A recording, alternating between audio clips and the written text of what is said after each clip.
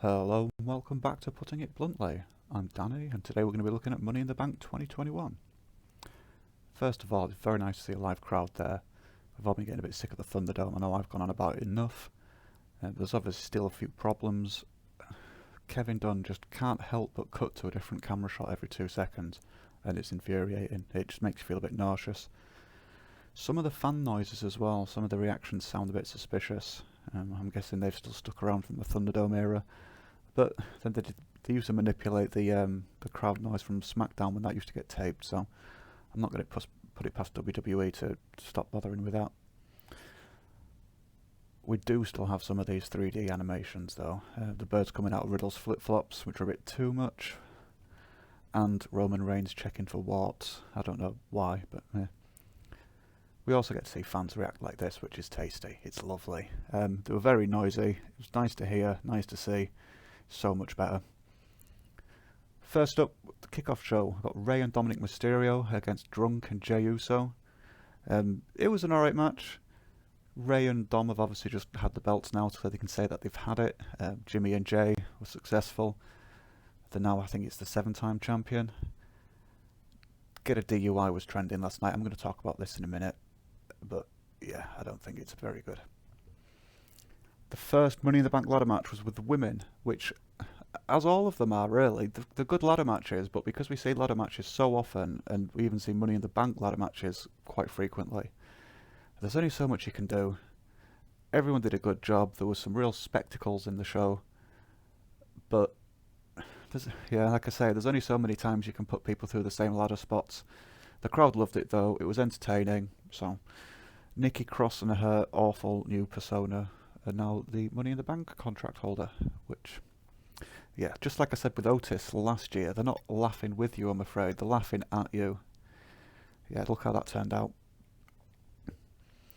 Normally with these, I would make a little joke or say if I like something that WWE are advertising, but they used to only put one advert in between each segment, and now there's 3, 4, sometimes 5, and it's just a bit of a chore for me, so I'm just going to use the opportunity to highlight what Vince sees it as. This is the bit that Vince likes. He's not really that bothered with the wrestling. It's his advert show. That's what he likes. There were 3 adverts on in between the wrestling matches this time. AJ Styles and Omos versus the Viking Raiders next. The 3 bigger lads just battered the crap out of each other while AJ flew around. AJ got a really nice assisted Hurricane Rana to the outside. Yeah, he dropped my jaw. He doesn't seem to age. It's mental. Almost slipped up a couple of times and he looked lost, but they got there in the end. They retained when he hit his released choke bomb. Next up, Bobby Lashley. This is, I think, like the 9,999th time I've appreciated Bobby Lashley. He's just an absolute beast, and the storyline has been going that he's got a bit sloppy and a bit lazy and a bit laid back lately. And they're just trying to reinvent him and revitalise him, and they did a great job here. Kofi Kingston's a good opponent, but very much like Brock Lesnar's one-sided fight against John Cena a few years ago, Lashley just dominated Kofi and just battered the absolute piss out of him. They hit him with 3 dominators, and then he made him tap, and there's not really much else to say about this, but yeah, Lashley smash. 4 adverts this time for Vince. And now we have the rematch between Rhea Ripley and Charlotte Flair.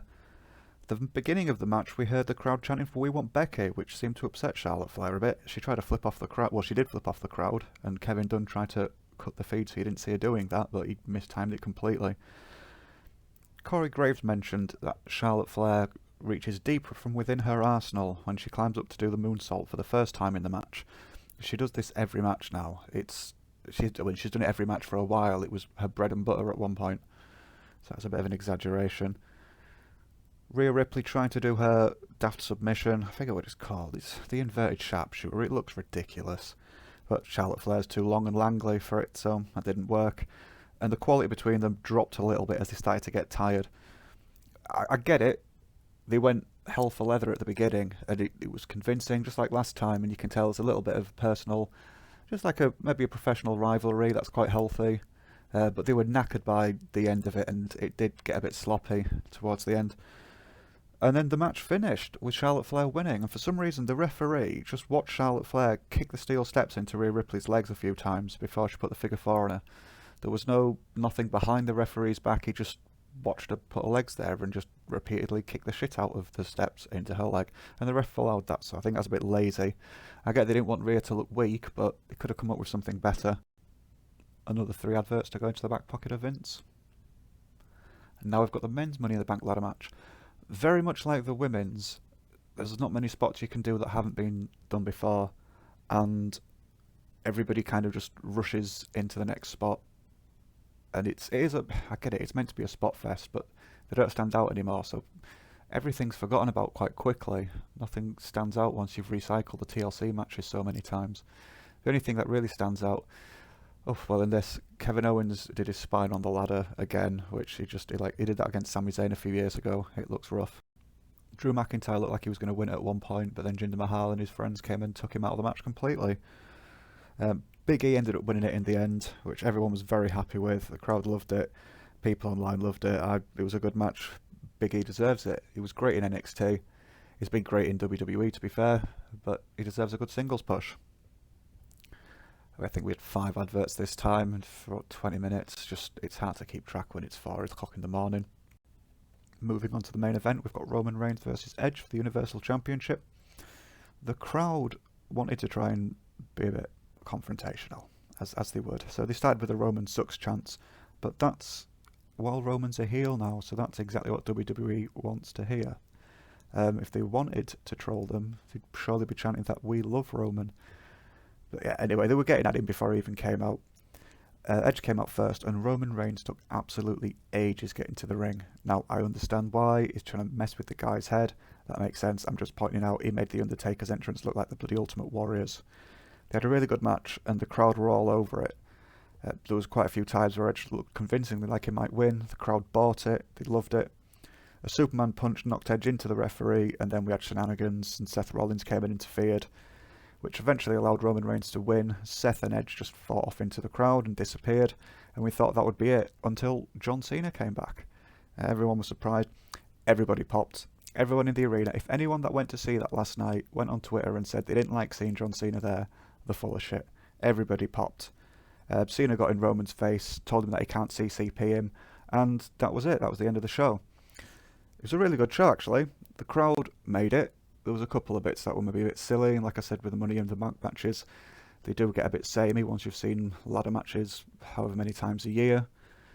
It was really enjoyable, and we're looking forward to what happens next now with John Cena and Roman Reigns.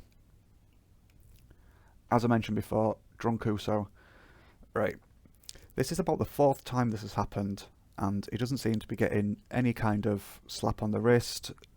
On the way down to the ring, Pat McAfee did say that he was coming back from rehab, but he said it very, very quickly. It sounded like he had his hand on his mouth, possibly like there's some legal obligation that they have to say something, even if it's just a load of crap.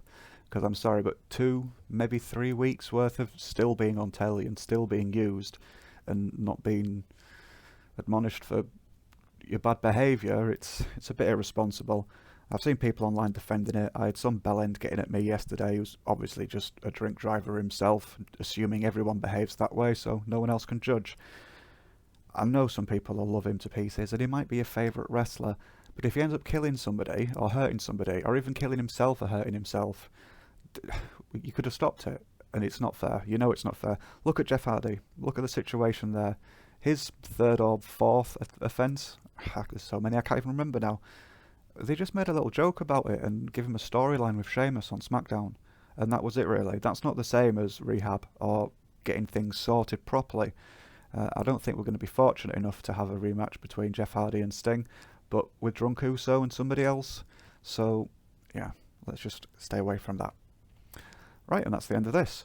If you'd like to see more about me, you can go on dannydamage.co.uk. I have lots of other articles, some videos. You can also find me on geeksandgamers.com. They obviously have their own thing. You can find lots of stuff about comics, films, sports, and with sports comes my wrestling. Every Monday we have another week of wrestling. Every Thursday I put out That's Not Wrestling, which mainly deals with AEW when they offered to bring a serious sports-based product to the world, and they failed miserably.